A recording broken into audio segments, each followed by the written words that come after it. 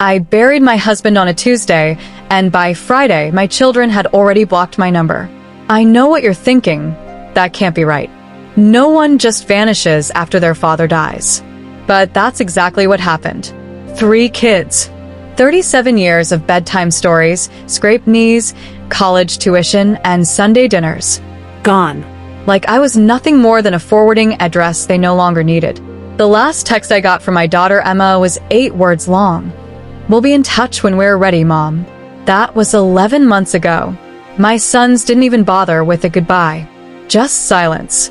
The kind that makes you check your phone every 5 minutes, wondering if it's broken, if you're broken, if maybe you died too, and no one bothered to tell you. But here's the thing nobody tells you about being abandoned. You don't get to grieve just one loss. You lose your husband, sure. But then you lose your children. Then you lose your identity as a mother. Then you lose the future you thought you'd have. Grandchildren, holidays, someone to call when you can't open the pickle jar. And somewhere in all that losing, you start to lose your mind because you can't stop asking the same question over and over. What did I do wrong? I spent months believing I was the villain in my own story. Turns out I was just the only one who didn't know the script. Let me take you back to the beginning. Not the funeral. We'll get there. But to when things were still good. Or at least when I still believed they were. My name is Linda, and for 37 years I thought I was living the dream. I met Robert when I was 23, fresh out of college with an English degree I had no idea what to do with. He was 26, already working as an accountant, stable and serious in a way that felt like safety. We married within a year. Everyone said it was too fast, but we proved them wrong. 3 kids, a house in the suburbs, a golden retriever named Biscuit. The whole package. I gave up my career plans to raise our children. It wasn't a sacrifice, not to me anyway. Emma was born first, then Jake 2 years later, then Michael. I poured everything into them. Homemade Halloween costumes, volunteer PTA president, the mom who actually liked hosting sleepovers. Robert worked long hours, so I became their world. And they were mine. Robert was a good man. Not perfect. He had a temper when stressed, and he could be distant, buried in spreadsheets and financial reports. But he provided. He showed up. And in our quiet, predictable way, we loved each other. Or, at least, I thought we did. The kids grew up the way kids do, too fast. Emma became a lawyer in Chicago. Married a man named David I met exactly twice. Jake went into tech in Seattle. Always buried in his phone, even during visits. Michael, my youngest, moved to Austin for a startup job that seemed to require 80-hour weeks. They were busy, successful. I was proud. But somewhere along the way, the calls became shorter. The visits more infrequent. Sorry, Mom. It's just work. We'll come at Christmas. Christmas would come, and they'd cancel last minute. Robert would shrug it off. They're building their lives, Linda. That's what we raised them to do. I tried not to feel abandoned even then. Tried to be the understanding mother who didn't guilt trip. I sent care packages they never acknowledged.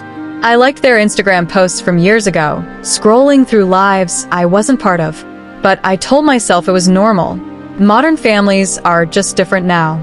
Then Robert got sick. It started with fatigue he couldn't shake. Then weight loss. Then the diagnosis. Stage 4 pancreatic cancer. 6 months, maybe less. The words hit like a freight train, but Robert took it calmly, like he'd just received bad news about a stock portfolio. "We'll manage," he said. I called the kids immediately. Emma cried on the phone, said she'd come visit soon. Jake went silent, then said he'd try to get time off. Michael asked if Dad had updated his will. That last one stung, but I made excuses. He's in shock.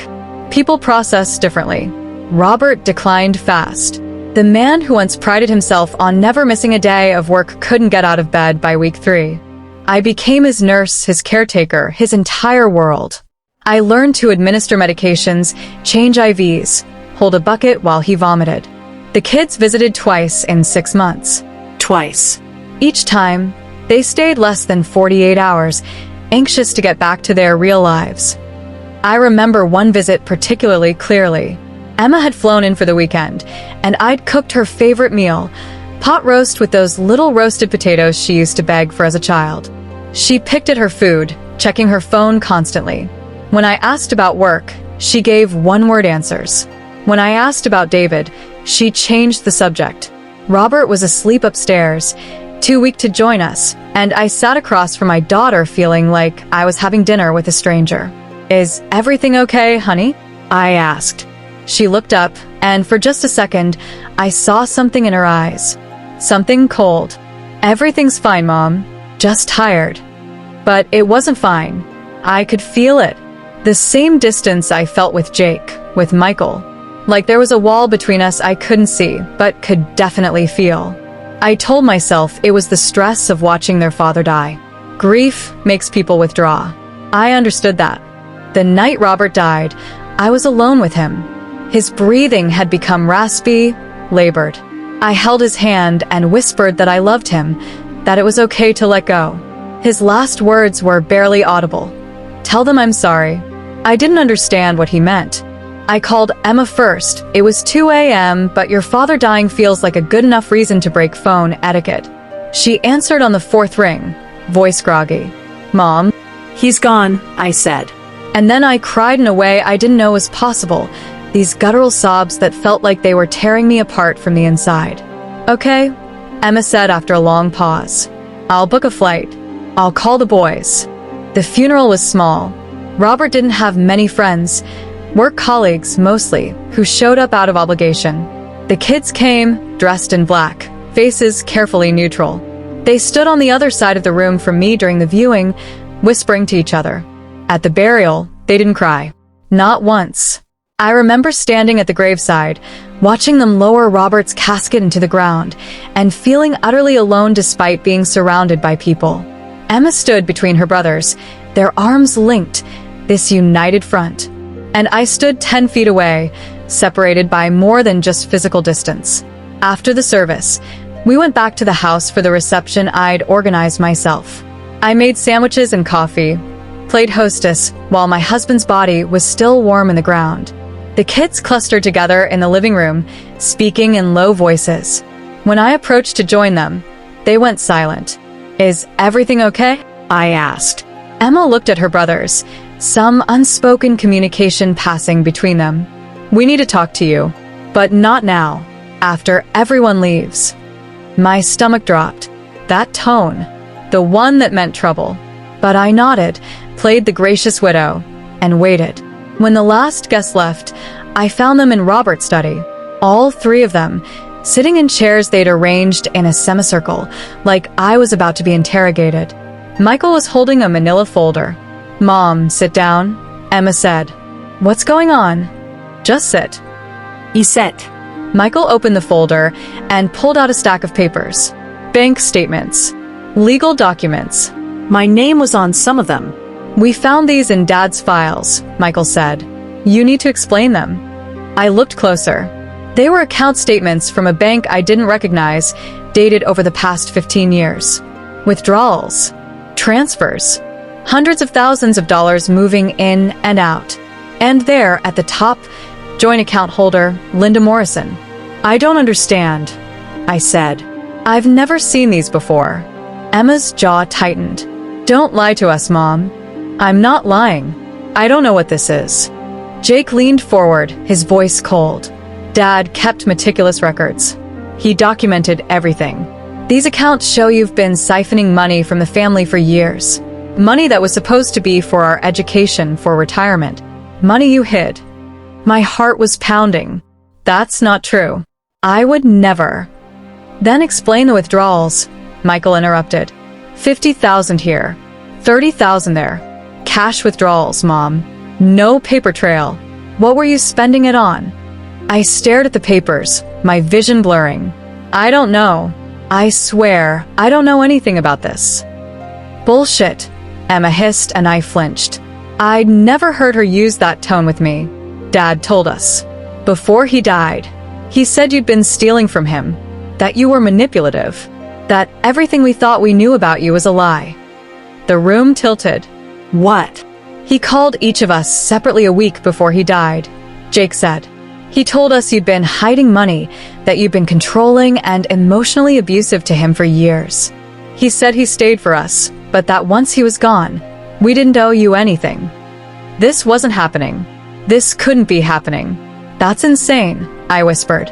Your father loved me. We were happy. Were you? Emma stood up, her hands shaking. Because he told us about the affairs. The way you guilt-tripped him. The way you made everything about you. Affairs? I never. My voice broke. I don't understand what's happening right now. Michael slammed the folder on the desk. What's happening is we're done. We're done pretending. We're done enabling. Dad protected us from the truth for too long, but now we know, and we're not going to let you manipulate us anymore. They left that night. All three of them. No hugs. No goodbyes. Just the sound of the front door closing and cars pulling out of the driveway. I stood in that empty study, surrounded by accusations and bank statements for accounts I'd never opened, and felt my entire reality collapse. My husband was dead. My children hated me, and I had absolutely no idea why. That was the moment my life split in two, before and after. Before, I was a mother. After, I was a stranger accused of crimes I didn't commit by the only people I'd ever truly loved. The first week, I called them obsessively. 30, 40 times a day. Every call went to voicemail. Every text turned blue, unread. I left messages begging them to talk to me, to let me explain, to please just listen. Nothing. I tried Emma's husband, David. Blocked. Jake's girlfriend. Blocked. I even tried showing up at Emma's office in Chicago. Took a 7-hour drive on 3 hours of sleep. Security escorted me out. She'd warned them I might come. Told them I was unstable. That word, unstable, it followed me everywhere. I became paranoid, convinced everyone could see it on me like a brand. The neighbors who used to wave stopped making eye contact. The woman at the grocery store, who always asked about the kids, looked right through me. I was becoming invisible, erased from my own life. I became obsessed with those bank statements. I went through every box in Robert's study, every file, every scrap of paper. The accounts were real. The signatures looked like mine. But I had no memory of opening them, no memory of any of those transactions. I hired a lawyer, spent money I barely had. He reviewed the documents and delivered the worst news. Mrs. Morrison, these signatures are legally binding. Even if you claim you didn't authorize them, proving fraud would require evidence you don't have. And frankly, it looks bad. Joint accounts, your signature, years of activity. A jury would have a hard time believing you knew nothing. But I didn't know, I insisted. He gave me a pitying look. I believe you, but belief doesn't hold up in court. I started having panic attacks, the kind where you can't breathe, where the walls close in and you're convinced you're dying. I'd wake up at 3 a.m., drenched in sweat, Robert's last words echoing. Tell them I'm sorry. Sorry for what? For dying? For lying? For destroying me on his way out? 2 months after the funeral, I got a letter from an attorney representing my children. They were suing me for the return of the money in those accounts, plus interest. The amount, $847,000. I didn't have $847,000. I didn't have $8,000. Robert's life insurance had paid for the funeral and a few months of bills. The house had a mortgage. I was 61 years old with no career, no savings, and 3 children who wanted me bankrupt and gone. But somewhere in the fog of despair, a spark of survival ignited. If I was going down, I was going down knowing the truth. I tried to kill myself on a Tuesday. Pills. A full bottle of Robert's leftover painkillers and a glass of wine. I left a note that just said, "I'm sorry I couldn't be who you needed." I took the pills, lay down on our bed, and waited. I woke up 16 hours later, violently ill but alive. Apparently, I'd taken an expired prescription, and all it did was make me vomit for 6 hours straight. Even death didn't want me. But something shifted after that. The despair turned into something sharper. Anger. If I was going to survive this, I needed answers. Real ones. I started with Robert's computer. It took me 3 days to guess his password, Emma's birthday of all things. His email was a goldmine. Thousands of messages, meticulously organized into folders. I started with the ones labeled personal. That's when I found the first thread with Emma, dated 2 years before Robert's diagnosis. Emma, Dad, I need to know the truth. Mom's been acting strange. Is everything okay with you two? Robert, your mother has always been difficult, sweetheart. I've protected you kids from the worst of it, but it's been hard. I stared at the screen. Difficult? I read on. Emma, what do you mean? Robert, she's controlling, paranoid. She accuses me of things constantly, monitors my every move. I've stayed because I didn't want to put you through a divorce, but some days I don't know how much more I can take. My hands were shaking. This was a lie, a complete, deliberate lie. I'd never monitored him, never accused him of anything. If anything, I'd been too trusting, too willing to overlook his long hours and distant moods. I kept reading. Email after email, spanning years. Robert painting me as unstable, manipulative, financially reckless.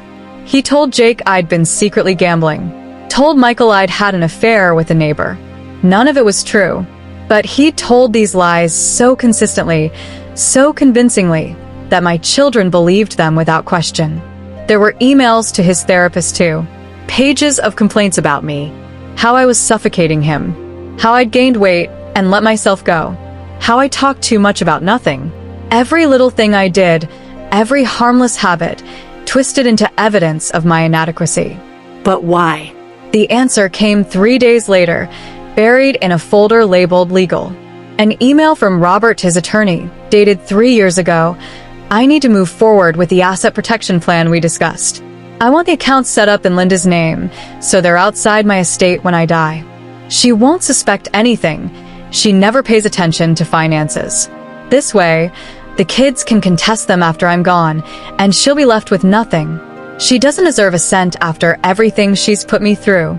I read it 5 times, then 10.